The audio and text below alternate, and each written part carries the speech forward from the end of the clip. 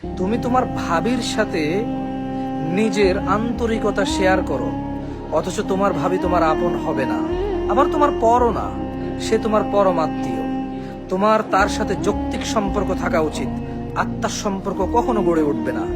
আমি বলছি না সবাই এরকম হবে, তবে বেশিরভাগ তোমার ভাবি তোমার সাথে আত্মার সম্পর্ক করবে না।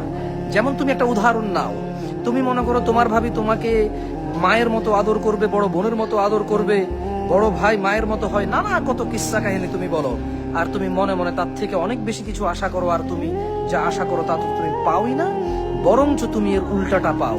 যেমন তোমার ভাবি তোমাকে হিংসুক মনে করবে, সে তার সুখের সংবাদ তোমাকে দিবে না, সে তার সুখের সংবাদ তোমাকে দিবে না।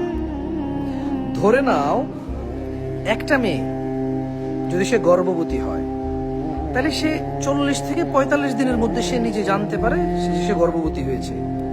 দেখা যাবে তোমার ভাবি এটা সবাই যারা তার একেবারে আপন, যে সে যাদেরকে মনে করে, সবাইকে জানাইছে। তুমি জানতে পারবা কতদিন পরে? 6 মাস পরে।